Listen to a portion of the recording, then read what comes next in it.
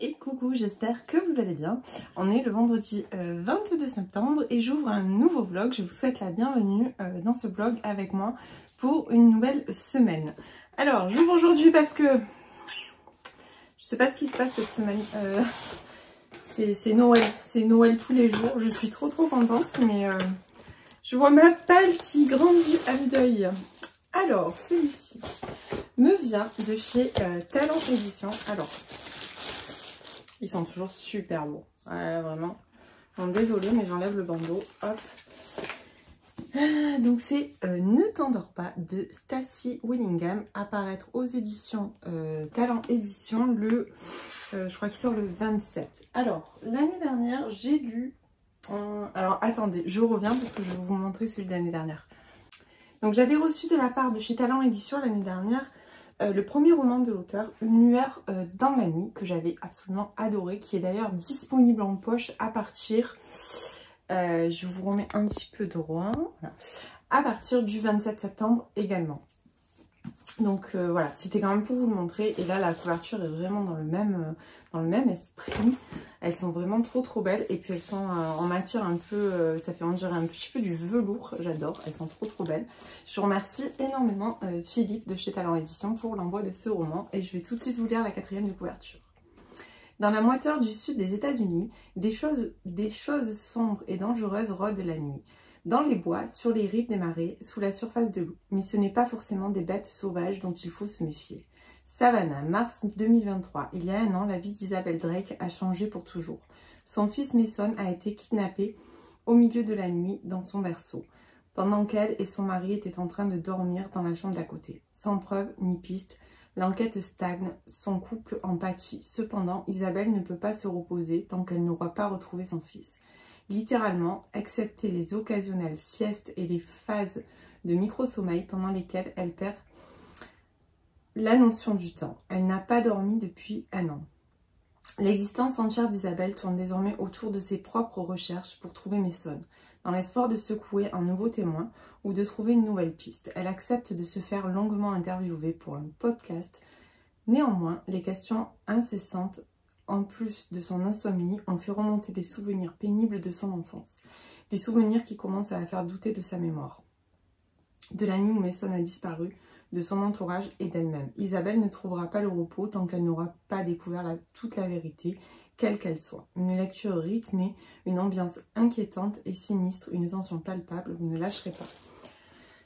Donc j'ai vraiment hâte parce que j'avais vraiment beaucoup aimé Une lueur dans la nuit. Donc quand ils m'ont proposé de recevoir son deuxième roman, bah, j'ai accepté tout de suite.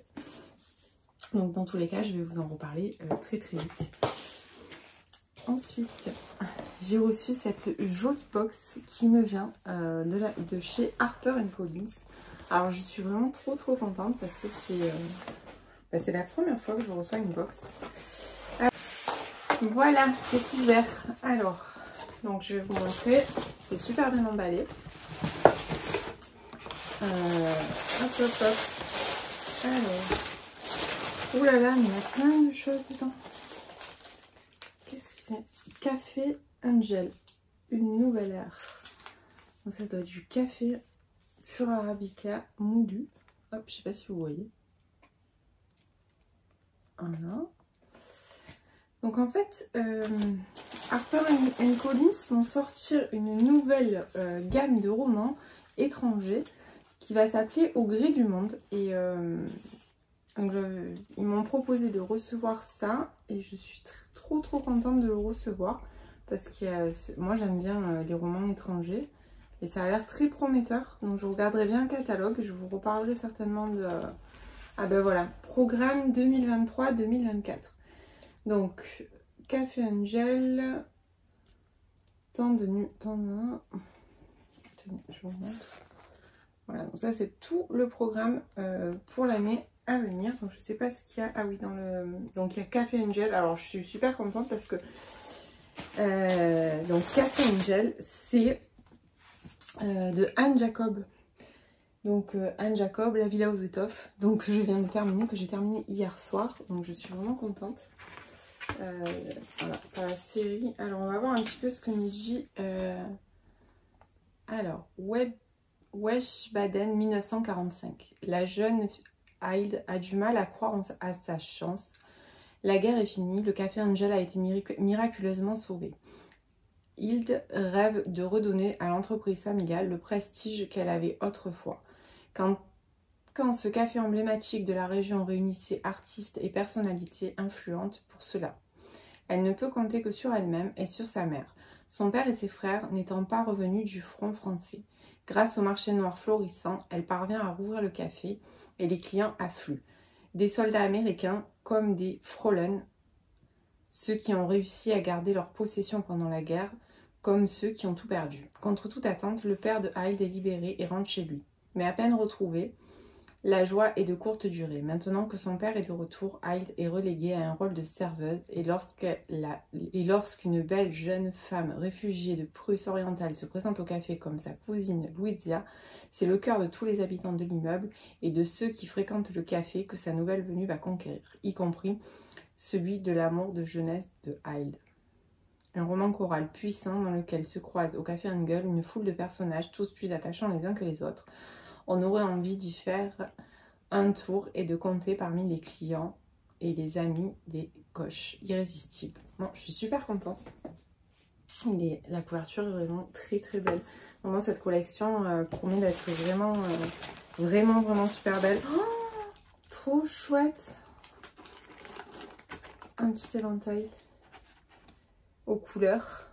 Ah mais cette box elle est juste géniale. Je vous ai pas montré mais il y a aussi les deux marque-pages assortis qui vont avec les lectures. C'est vraiment trop chouette.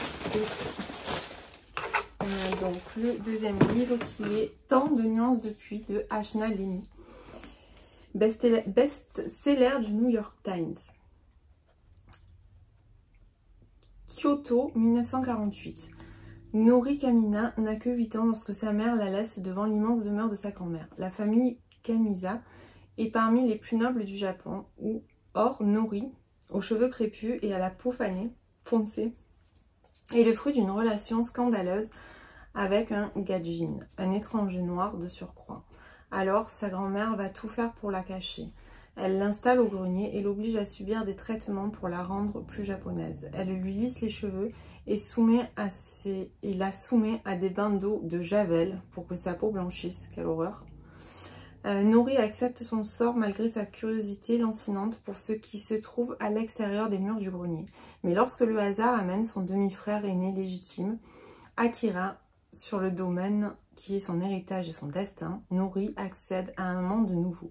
Un monde dans lequel elle n'est pas une intruse, mais un être libre, digne d'être aimé. Cependant, tout a un prix et la liberté de Nora exigera plus d'un sacrifice. Tant de nuances de pluie et une épopée éblouissante qui traverse décennies et continents avec une grâce inouïe. Bah, vraiment, il a l'air super bien. Je voulais juste regarder... Vraiment, je suis vraiment... donc Et après, les prochains, je suis sûre qu'ils ont l'air trop bien aussi. Donc, parution octobre. Après, il y aura janvier et février.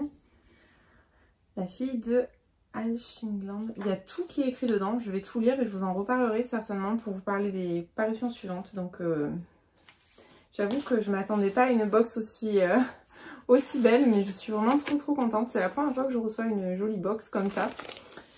Ben voilà, écoutez, je vous reparle très vite de ces jolis livres. Donc, ceux-là sortent en octobre, donc j'ai pas la date exacte.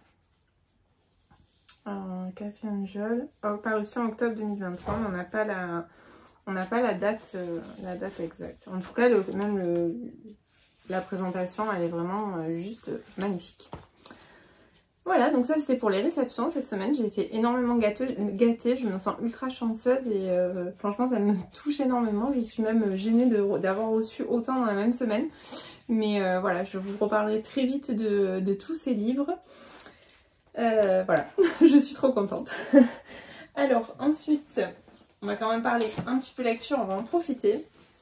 Donc hier j'ai terminé Le Retour à la Villa aux Étoffes d'Anne Jacob. Donc c'est le tome 4 de cette super saga. Et d'ailleurs je suis trop contente d'avoir reçu un livre d'Anne Jacob parce que j'aime vraiment bien sa plume. Alors je réitère ce que je vous avais dit un petit peu dans mon précédent vlog. C'est-à-dire que celui-ci est quand même assez... c'est assez lent, il se passe pas grand chose, il n'y a pas on va dire il n'y a pas une action de fou dans ce tome-là. On est vraiment plus sur des personnages, vraiment sur l'histoire de personnages. Chacun a la parole. Alors, ce que j'aime beaucoup dans la Villa aux Étoffes, c'est qu'on donne autant la parole aux habitants de la Villa aux Étoffes qu'au personnel de la Villa aux Étoffes. Et ça, moi, j'adore. Et là, on va aussi partir un petit peu en Poméranie dans ce tome-là. Je ne vous dis pas pourquoi, mais voilà. On bascule aussi sur un autre domaine un petit peu pour quelques chapitres. La fin m'a beaucoup touchée. J'avoue qu'il y a eu un passage où ça m'a limite donné les larmes aux yeux de voir en fait autant de... Parce qu'on est en fait, on est dans les années 30 et l'entre-deux-guerres, et pour l'Allemagne c'était vraiment compliqué, et même les familles entre guillemets riches, les familles qui étaient au-dessus, ont de grosses difficultés, et ça se ressent énormément, et le domaine est à la limite d'être vendu. Et l'usine, pareil, ne fonctionne pas à son plein rythme, tout ça. Et j'ai vu un élan de solidarité au sein de la villa qui m'a énormément touchée. Voilà, c'est tout ce que je vous dirai. Après, je ne veux pas trop vous en dire parce que je risque de vous spoiler. Donc, je dis aucun nom de personnage. Je ne vous parle plus d'aucun personnage sur cette saga. Tout ce que je peux vous dire, c'est que j'ai hâte de me plonger dans le tome 5.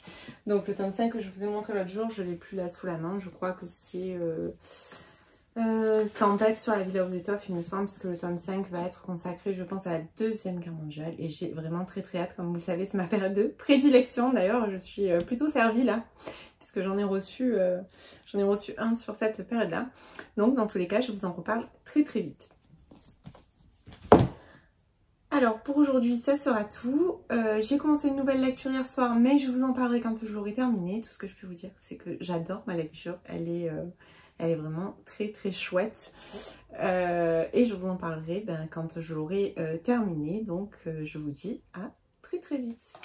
Et coucou, je vous reprends, on est le samedi 23 septembre, premier jour de l'automne. Oui, je suis là un samedi. Oui, je me félicite, je m'auto-félicite. Donc c'est le premier jour de l'automne, j'en ai profité pour sortir mon t-shirt Muse que je trouve qui est vraiment de saison, du coup totalement adapté avec ces couleurs un petit peu qu'on retrouve justement dans les décorations et dans les paysages automnales. Alors, je vous reprends parce que hier soir j'ai terminé Profite du chemin de Ludivine Labbé, à paraître aux éditions Erol le 28 septembre. Donc quand vous aurez cette vidéo, ce livre sera disponible en librairie.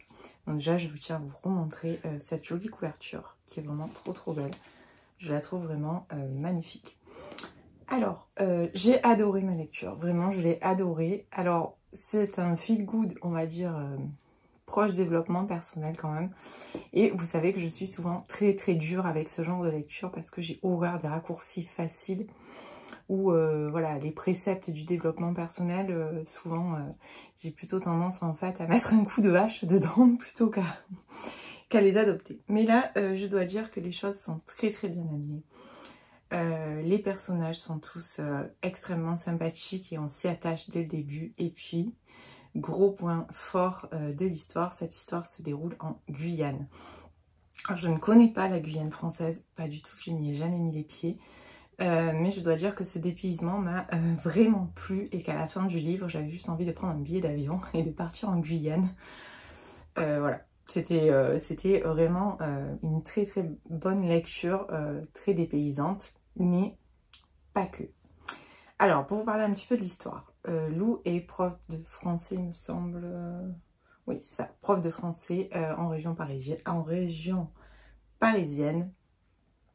Et elle va commettre une faute pas, moi qui me paraît pas de ouf, mais bon voilà, elle a commis une faute. Et sa direction va lui laisser le choix entre démissionner ou partir un an en Guyane. Mais voilà, Lou a un appartement, un petit ami avec qui elle vit depuis de nombreuses années. Elle a une vie, enfin surtout son petit ami Sébastien a prévu déjà tout le chemin, on va dire, de vie avec la maison, les enfants, le chien dans le jardin, enfin voilà. Sauf qu'au final, on se rend compte que Lou, elle n'est pas forcément en phase avec tout ça, puisqu'elle recule en permanence le mariage, la maison, les enfants, voilà. Donc elle va prendre sa décision et elle va accepter ce départ en Guyane pour aller effectuer ce remplacement de 12 mois, enfin d'1 an approximativement.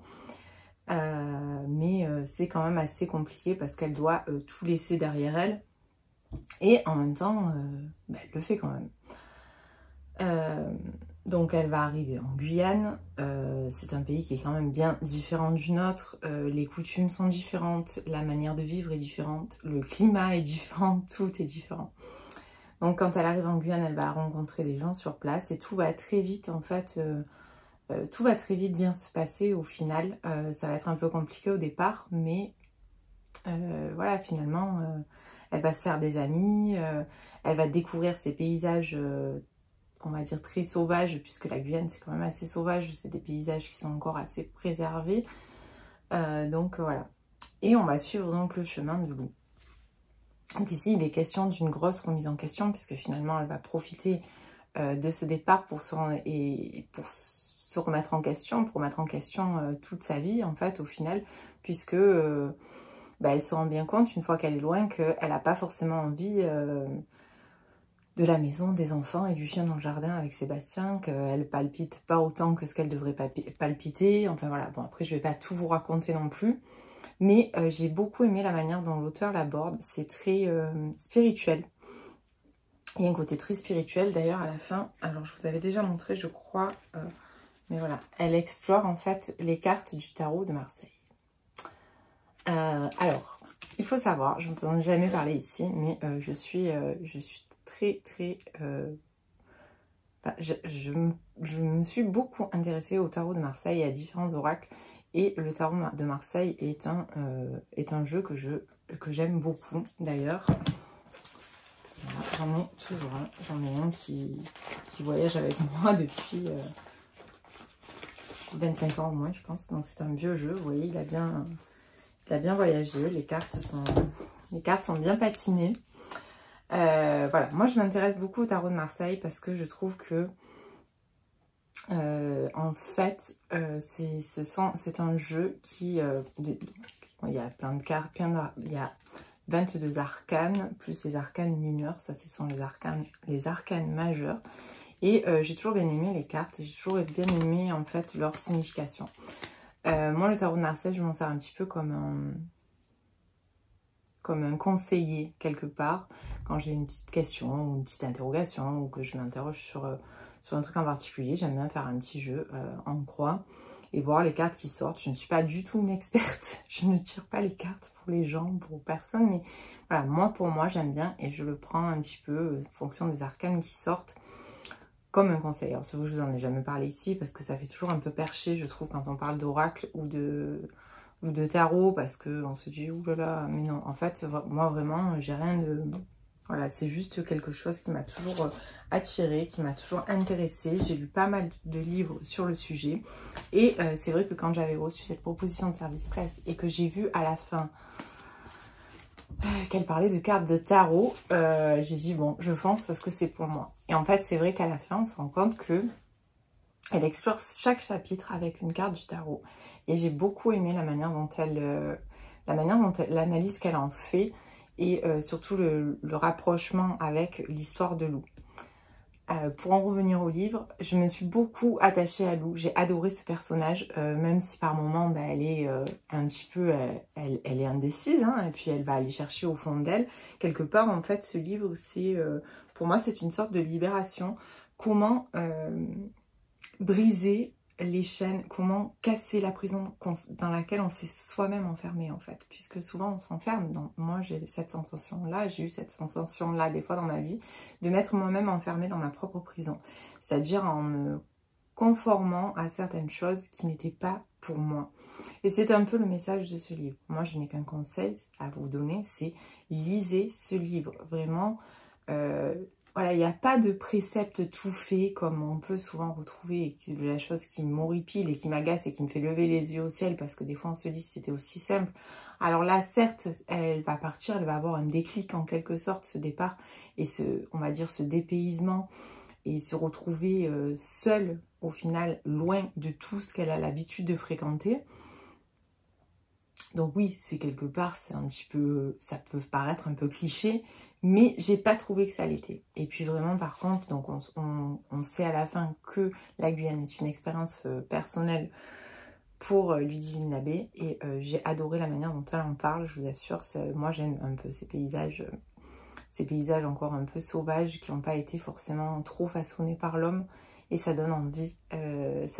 Après moi c'est des pays qui m'attirent, c'est des endroits qui m'attirent, ça m'a toujours attiré les pays chauds comme ça, un peu vraiment dépaysants. Après je vous ai pas dit que j'allais partir en Guyane demain, mais voilà, ça donne envie de découvrir, et surtout le mode de vie et les traditions qu'il y a sur place. Alors c'est vrai qu'il y a des choses qui vont peut-être vous paraître un peu ouais non, mais moi j'ai vraiment adhéré.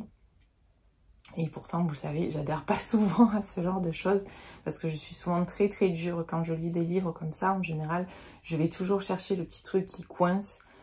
Et là, non, je me suis laissée embarquer, happée par la plume de l'auteur qui est ultra fluide, ultra dynamique. Ce livre est vraiment très dynamique, par contre, il n'y a pas de temps mort, il n'y a pas de longueur, il n'y a pas de choses inutiles. Vraiment, on va défiler assez rapidement. Et j'ai beaucoup aimé, vraiment j'ai eu du mal à quitter Lou, à quitter la Guyane. J'ai beaucoup aimé la fin, qui quelque part la remet encore un petit peu en face d'un nouveau destin. Mais vraiment, je vous conseille ce livre. Voilà, bah écoutez, ça sera tout pour aujourd'hui et je vous dis à plus tard. Et coucou, je vous reprends, on est le lundi 25 septembre. Comme vous pouvez voir, les températures ont chuté d'un coup ce week-end.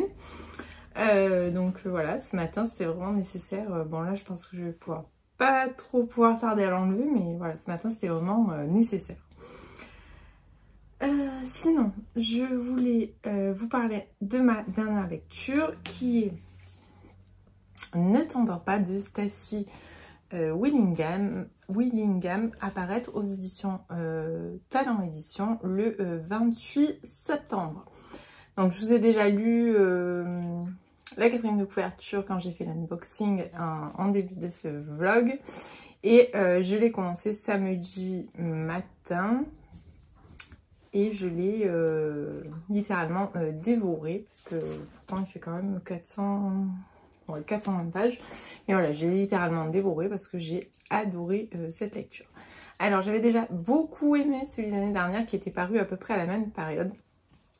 Et c'est pour ça que j'avais accepté avec plaisir de découvrir son nouveau roman. Et là, je dois dire qu'on est encore un cran au-dessus. Alors, pour vous raconter un petit peu ce qui se passe dans ce livre, donc on est sur un thriller psychologique où la manipulation est vraiment en ligne de mire. Alors après, je vous dirai pas tous les tenants et les aboutissants parce que sinon je vais vous spoiler et ça serait un petit peu dommage. Le petit garçon d'Isabelle, Mason, a disparu il y a 1 an. Donc elle est complètement dévastée, comme vous pouvez vous en douter, comme peut l'être une mère à la perte de son enfant. Ça fait 1 an qu'elle s'interroge, ça fait 1 an que sa vie part en miettes. Ça fait 1 an qu'elle n'arrive plus à dormir, qu'elle ne ferme plus l'œil.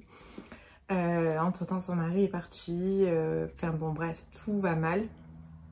Mais quelque part, elle veut savoir, elle veut avoir des réponses puisqu'on n'a pas retrouvé le corps de son petit garçon. Dans tous les cas, on ne sait pas s'il est vivant ou mort et c'est absolument, je pense, c'est vraiment très difficile à vivre, sachant qu'on aime bien avoir, je regarde parce que je vois, je sais pas si je vais arriver à vous la montrer, mais je vois que ma chienne s'est installée sur mon coussin, voilà. Ça va Lola? Ouais? T'es bien là? T'es calée? Ouais? Voilà, donc ça m'a fait rire parce que d'un coup je l'ai vue vraiment bien calée sur le repose-pied de mon fauteuil. Bon, pardon. Et d'ailleurs, je regarde les livres, vraiment, je sais pas ce qu'elle a aujourd'hui. Donc Isabelle a envie d'avoir des réponses, c'est ce qui est un petit peu normal. Et ce qui est étrange dans tout ça, quand même, son mari, quand il est parti, il l'a laissé, puis lui, il a l'air de poursuivre sa vie, entre guillemets, tranquillement. Pendant qu'elle elle n'arrive plus à avancer. Alors, j'ai beaucoup aimé l'ambiance de ce roman parce que déjà, rien que le lieu où ça se déroule, puisqu'on est à Savannah, on est vraiment, entre guillemets, dans une ambiance un petit peu marécageuse, c'est le cas de le dire. Donc il y a toute cette atmosphère qui est créée par l'auteur, qu'elle avait déjà créée dans son premier roman et qu'elle a réussi encore à créer ici, et qui est vraiment oppressant, c'est-à-dire au fur et à mesure qu'on tourne les pages, on se sent de plus en plus oppressé, on sent que la tension monte, on sent que l'étau se resserre, pardon, on sent un petit peu que l'étau se resserre, enfin, c'est vraiment très très prenant. Donc c'est assez lent au départ, hein. Ça part pas non plus en mode, c'est pas comme je dis, c'est pas ultra dynamique, mais moi le rythme me convient bien justement pour se maintenir dans cette ambiance, comme je dis, un petit peu brumeuse, un petit peu oppressante.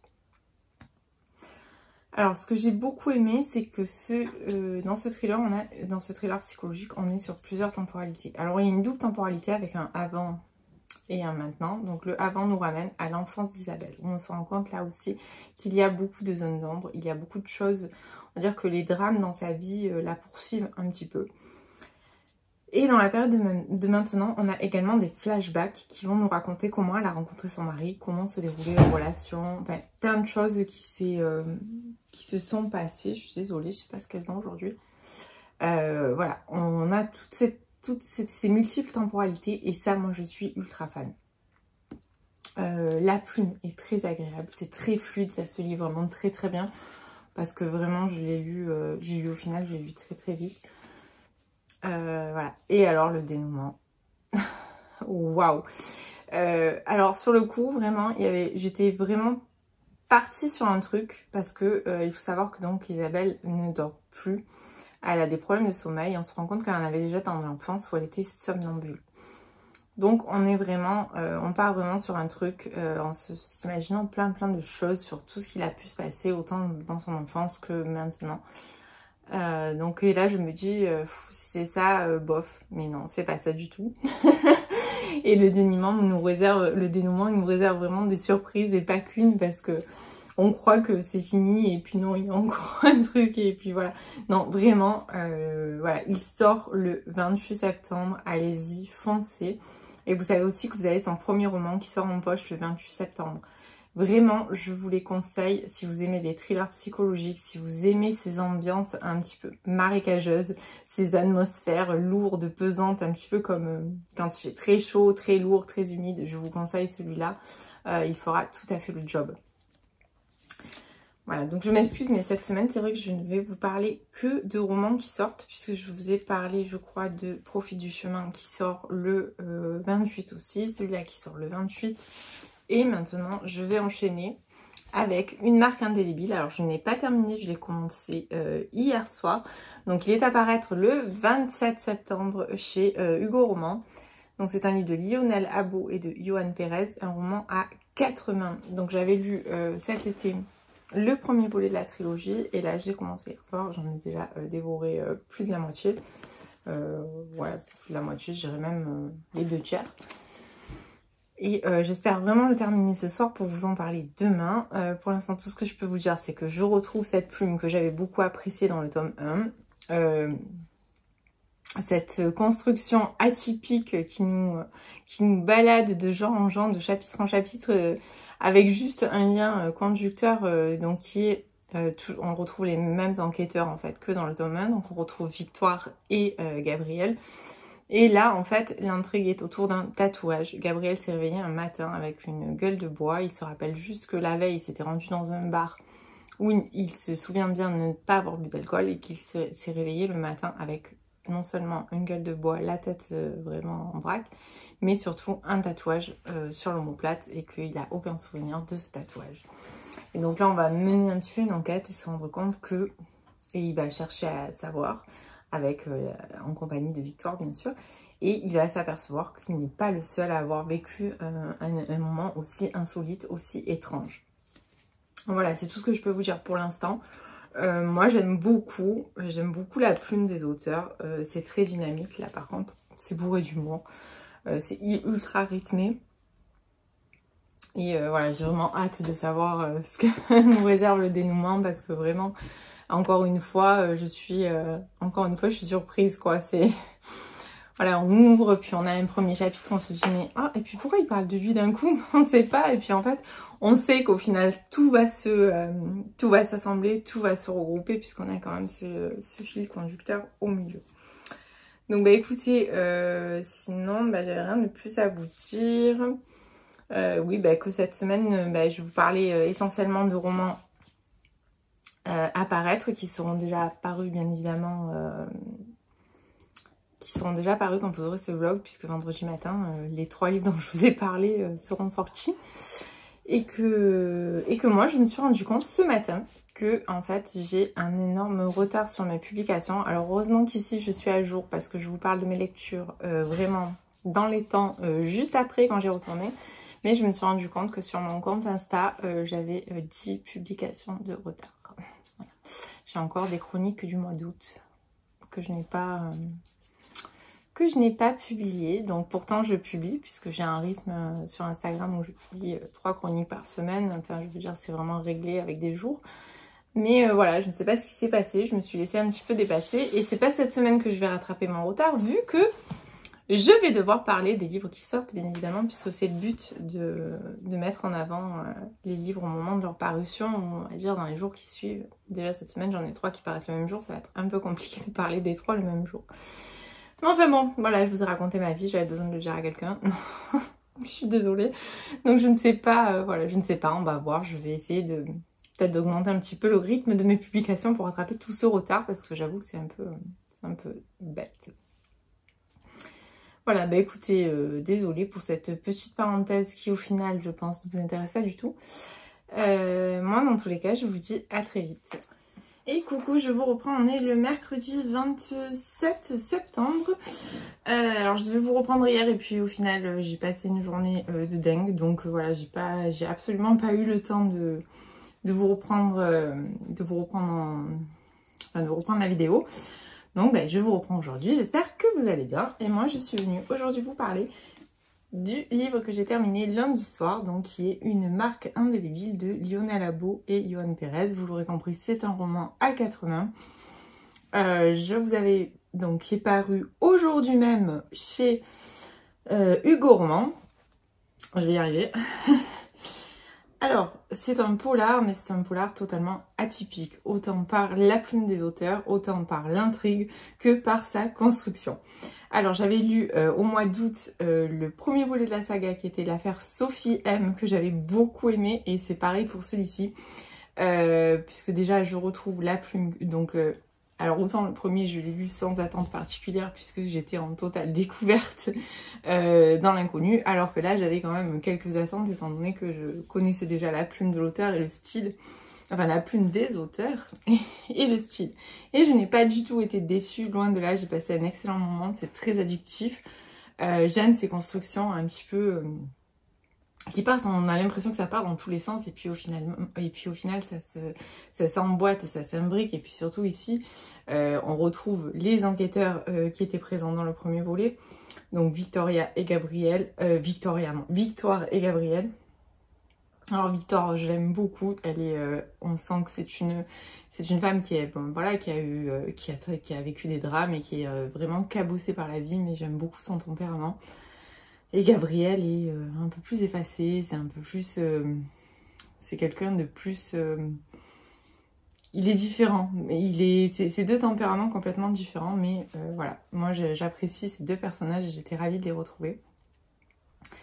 Donc ici, nous sommes plus sur l'affaire Sophie M, mais sur une trace indélébile, enfin une marque indélébile. Donc il se trouve qu'il y a quelques mois de ça, Gabriel s'est réveillé un matin, ayant perdu le fil de sa nuit. Il ne sait absolument pas ce qui s'est passé à partir du moment où il est rentré dans ce bar boire des coups avec des collègues. Il se réveille à 6 h du matin avec une mal de tête terrible et surtout un tatouage sur l'épaule. Il faut savoir qu'il est de religion hébraïque et que dans cette religion-là, les tatouages, un petit peu comme dans l'islam d'ailleurs il me semble, les tatouages sont vraiment pas autorisés en fait par rapport à la religion, puisque ça ça lève le côté pur en fait du corps. Enfin, il y a un truc comme ça, alors je vous explique peut-être ça pas très bien, mais voilà, moi c'est un petit peu ce que j'ai compris. Donc il a ce tatouage sur l'omoplate qui représente quelque chose qu'on ne sait pas sur le moment. Et puis il est totalement perdu avec ce tatouage et ça l'obsède en fait parce qu'il veut savoir pourquoi on lui a fait ça pendant la nuit, pourquoi il ne s'en rappelle pas et quel est le but de cette manœuvre, pourquoi ces gens lui ont fait ça. Donc il va en parler avec Victoire et puis ils vont mener leur enquête en fait et s'apercevoir que d'autres personnes ont vécu un moment similaire de par le monde. Et c'est ce que j'aime bien, ce que j'ai bien aimé retrouver en fait dans celui-ci comme dans l'affaire Sophie M, c'est que vraiment c'est quelque chose de mondial, c'est vraiment à chaque fois voilà on part dans les quatre coins de la planète par rapport à ça. Donc ils vont mener leur enquête et moi bien évidemment ouais, je ne vous en dirai pas plus parce que sinon je risque de vous spoiler, ça serait vraiment dommage. Tout ce que je peux vous dire c'est que j'ai retrouvé tout ce que j'avais aimé dans le premier tome, c'est-à-dire cette intrigue complètement déroutante puisque voilà, des gens qui se font enlever pour se faire tatouer à un endroit du corps, un dessin particulier. Alors ils nous montrent même, alors je vous montre juste là, je vous montre juste ça, mais il y a même des dessins, des tatouages qu'on va pouvoir retrouver sur les corps. Et à la fin, moi j'ai bien aimé, il y a un épilogue en fait qui nous vraiment qui nous explique pas mal de choses et qui nous donne pas mal d'informations sur certains personnages. J'ai bien aimé cet épilogue qui d'ailleurs laisse une grande ouverture pour le tome 3 puisqu'on sait que enfin, moi je savais dès le début qu'il y avait un tome 3 de prévu puisque c'est une trilogie et j'ai désormais très hâte de découvrir ce tome 3. D'ailleurs je me suis aperçue, j'avais pas vu, je crois, il me semble pas que j'avais vu quand j'avais réceptionné parce que j'avais pas dû vraiment, j'avais dû juste faire ça et donc voilà, je l'ai reçu dédicacé en plus et ça m'a fait beaucoup plaisir, ça m'a beaucoup touchée. Voilà, les auteurs sont très sympas, vraiment je vous invite à aller discuter avec eux si vous voulez des compléments sur leur livre. Enfin moi voilà, franchement ils sont très sympas et très abordables et ça j'aime beaucoup quand on a la possibilité en fait d'échanger avec les auteurs parce que ça donne toujours je trouve un petit plus à la lecture qui nous donne envie d'y revenir. Enfin moi pour ma part, même quand j'ai beaucoup aimé un livre, d'avoir ce petit plus là, de se dire qu'on peut échanger avec l'auteur, je trouve que c'est toujours très bien. Donc là, on est toujours, comme je vous disais, sur une intrigue de fou. Vraiment, je sais pas où c'est qu'ils vont chercher tout ça. On est sur une intrigue de fou avec un truc qui s'emboîte vraiment. Alors là, vraiment, on dirait un puzzle. Hein. C'est vrai que c'est un mot que j'emploie souvent. Mais on a vraiment cette sensation-là de petits morceaux qui s'emboîtent. J'aime bien la plume toujours, j'aime beaucoup, c'est très dynamique, très addictif, il n'y a pas de longueur ou de temps mort, voilà, c'est vraiment, il y a un rythme qui se tient tout au long des 300 pages du livre, chose que j'avais déjà remarqué quand j'avais lu le premier. Et puis voilà, cet humour complètement décalé, un humour noir, enfin, vraiment voilà, moi j'aime beaucoup, j'ai vraiment adhéré à ce style-là. Et là, moi je trouve vraiment ça, on dirait une satire sociale quoi, c'est vraiment un polar satire sociale. Je ne sais pas si le genre existe, mais je pense qu'ils l'ont inventé. Donc voilà, encore une fois, par contre, là vraiment je vous invite à les lire dans l'ordre. Vous commencez par l'affaire Sophie M, qui doit être d'ailleurs pas très loin, ah, elle est juste là. Vous commencez par l'affaire Sophie M, et ensuite vous lisez Une trace indélébile. Pour ma part, ils peuvent se lire indépendamment. Je pense que voilà, on comprendra. Mais vous allez perdre tellement par rapport aux personnages et les personnages sont vraiment importants. Victoire et Gabriel, je pense qu'il faut connaître leur histoire. Il faut les avoir suivis. Si vous prenez le train en marche, mais forcément vous allez passer à côté de quelque chose d'important dans la lecture. Voilà. Après ça reste, comme je dis à chaque fois, ça reste que mon point de vue. Mais moi je vous conseille toujours, surtout là vraiment, je vous conseille vraiment de commencer par l'affaire Sophie M et de lire ensuite Une trace indélébile, pas dans l'ordre inverse parce que ça n'a pas de sens, ça n'a pas d'intérêt. Enfin pour moi, après voilà, et de lire le 2 sans avoir lu le 1, je trouve que c'est un peu dommage, vraiment je pense qu'ils se lisent. Et puis alors vraiment ces couvertures dans la bibliothèque là, ces tranches, trop belles. Je suis complètement fan de ces couvertures, je les trouve juste géniales. Et elles ont un côté vraiment très décalé avec l'histoire qu'on va trouver dedans. Alors même si effectivement il est question d'une girafe, de Sophie la girafe, et que là ce dragon a une importance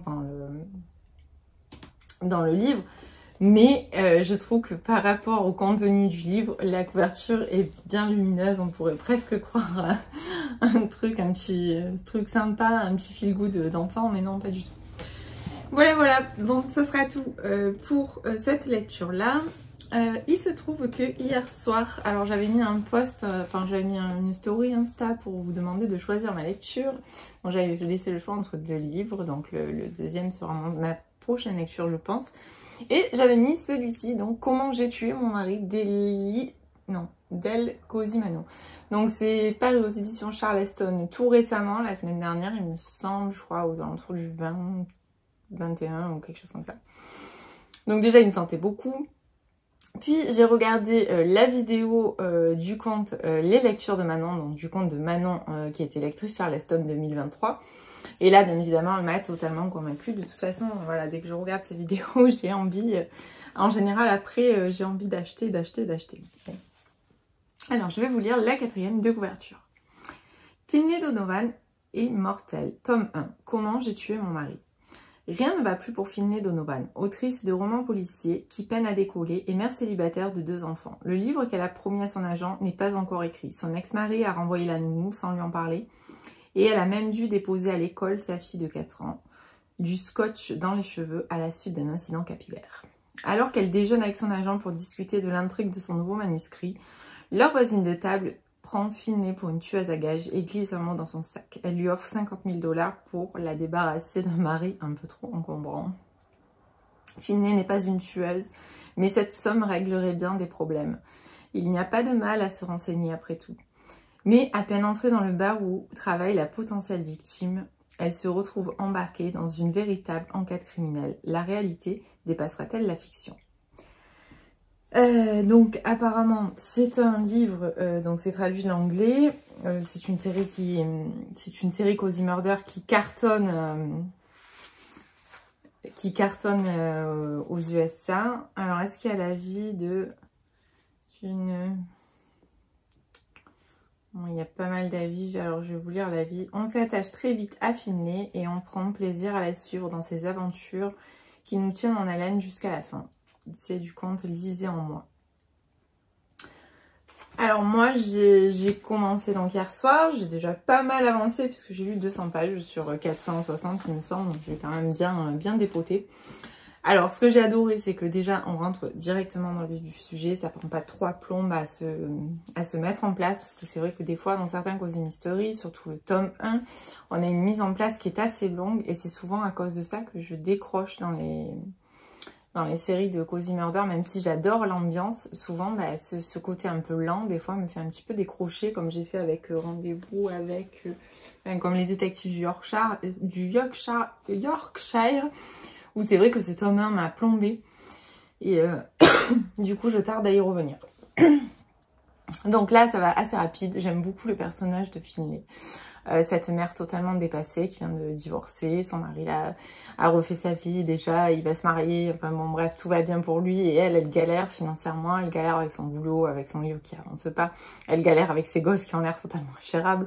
Enfin vraiment, j'aime beaucoup cette ambiance parce que déjà ça reste drôle en fait, on tombe pas dans un truc dramatique de oh mon dieu la pauvre, tout ça, parce que là voilà ça collerait pas du tout avec le style, mais voilà, on est dans un truc assez drôle, assez rythmé, c'est assez dynamique.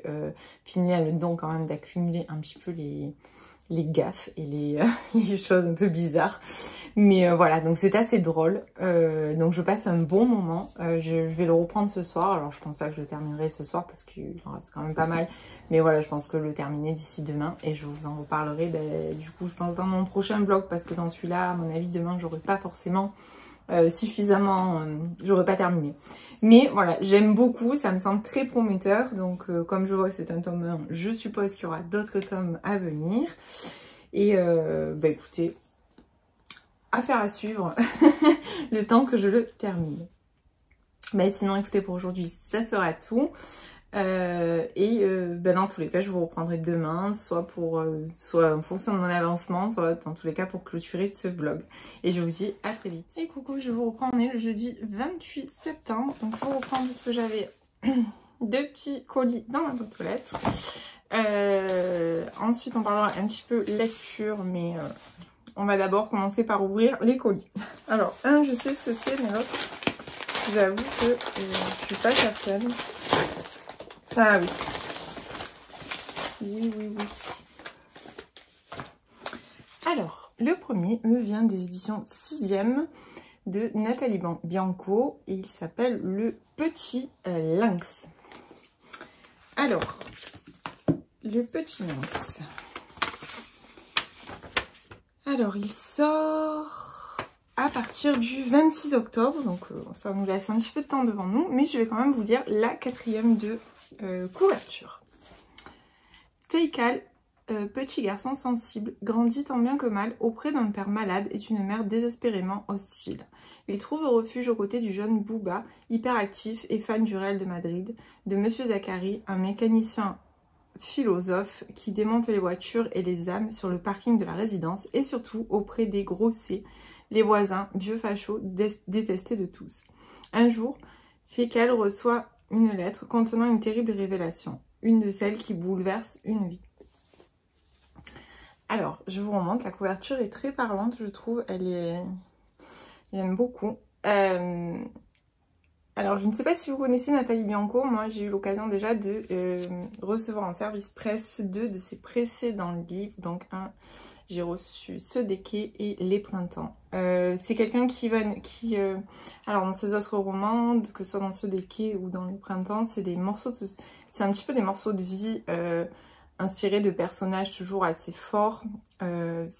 Alors Les Printemps, ça se déroulait dans un immeuble parisien durant le Covid avec 3 femmes complètement différentes qui avaient au final rien n'aurait prédestiné à se parler un jour s'il n'y avait pas eu cette épidémie qui aurait confiné les gens chez eux. Ce Déquet nous faisait nous pencher sur ceux qui malheureusement n'ont pas de domicile et se retrouvent livrés à eux-mêmes dans la rue. C'est toujours des romans forts. Moi j'ai beaucoup aimé les 2 livres que j'ai lus de Nathalie Bianco, avec une préférence pour Les Printemps qui m'avait vraiment... Les Printemps, j'avais vraiment adoré. Je trouvais que c'était une fresque sociétale absolument magnifique, j'avais adoré. Et comme elle m'a contactée là pour me dire que son roman allait bientôt sortir et qu'elle me proposait de le recevoir, j'ai bien évidemment accepté avec grand plaisir parce que je sais que je vais passer un bon moment. Donc il y a déjà des petits retours derrière, une petite merveille qui nous rappelle la vie devant soi. Ce roman est absolument bouleversant, surprenant et tordant. La vie à hauteur d'enfant, où les larmes ne sont jamais bien loin, des éclats de rire, un vrai coup de cœur. Quel plaisir de retrouver Nathalie Bianco, son humour, son empathie. C'est sûr, vous allez l'adopter, ce petit lynx. Voilà, moi ce que j'aime beaucoup en fait, c'est que...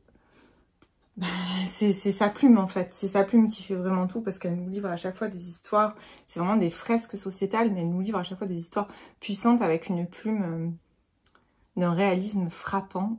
Ça manque en général pas d'humour parce qu'il y a toujours de l'humour malgré tout, même dans les moments les plus délicats on va dire, et j'aime cette plume un peu incisive qui va comme ça balancer les choses. Enfin moi ça me plaît beaucoup, donc je vous en reparle bien évidemment très vite.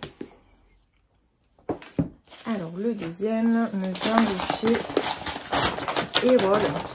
Et je sais ce que c'est. Et je l'attendais avec beaucoup d'impatience. Donc, c'est le tome 2 de la saga des Désobéissantes de Carole Declercq. Donc, celui-ci s'appelle Les Heures Hostiles. Alors, bougez pas, je vais chercher le tome 1. Alors, l'année dernière, j'avais lu Les Heures Insouciantes de Carole Declercq. Donc c'est une fresque sur, c'est une grande saga qui est vraiment office de fresque sur la période, à partir de là on commence dans les années 30 il me semble, j'y vois pas, j'ai pas mes lunettes, mais il me semble que c'est ça, ou fin des années 30, vraiment juste avant la guerre, et j'attendais avec impatience de pouvoir découvrir le tome 2 que je savais déjà qu'il sortait au mois d'octobre. Alors je vais évidemment pas vous lire la 4e de couverture du tome 2, parce que si vous n'avez pas lu le tome 1, ça risque de vous spoiler. Donc ça, même moi, j'ai pas forcément envie de le lire. Donc il faut savoir qu'il est disponible à partir du 12 octobre.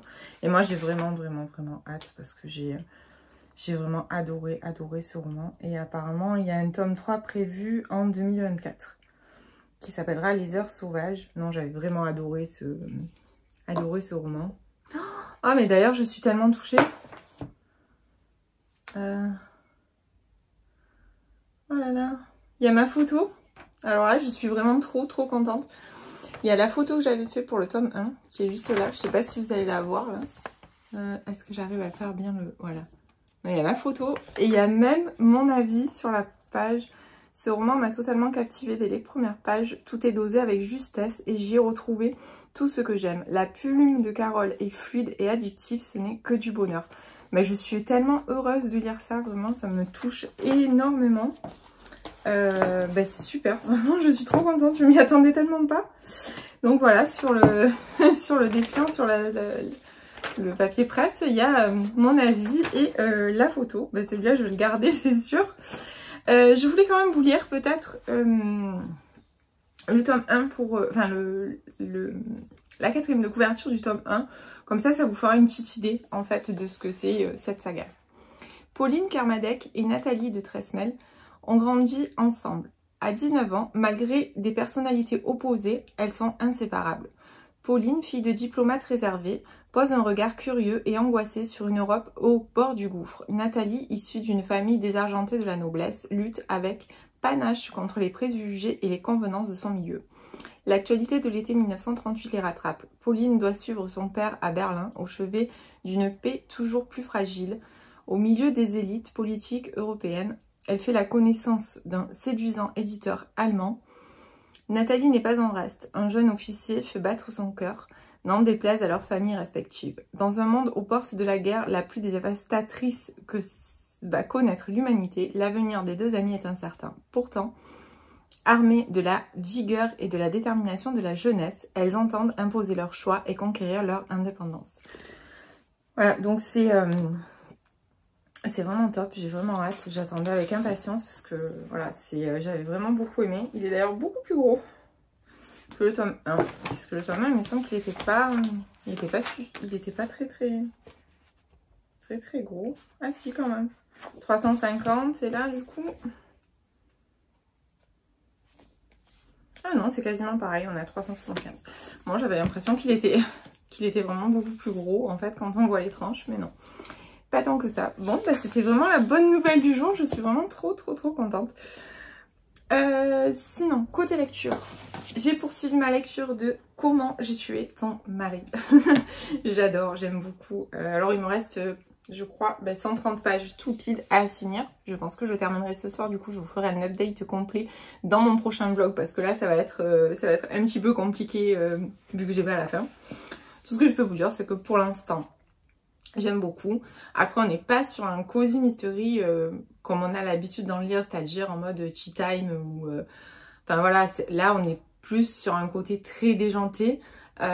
Avec un personnage haut en couleur et des situations totalement rocambolesques. Pour l'instant, moi je trouve ça assez fun en fait, voilà, c'est très fun. Donc j'attends de voir où ça va me mener, où la fin va me mener. Il paraît que la fin nous laisse un peu sans voix en mode on veut le deuxième.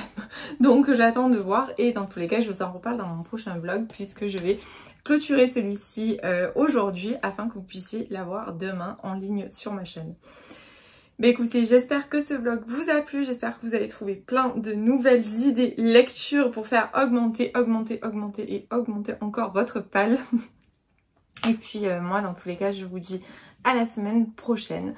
Et n'hésitez pas, comme d'habitude, si le vlog vous a plu, à le partager sur les réseaux, à me mettre un petit like ou à vous abonner à ma chaîne si ce n'est pas encore fait mais que vous l'aimez bien quand même. Écoutez, je vous dis à très vite. Belle fin de journée.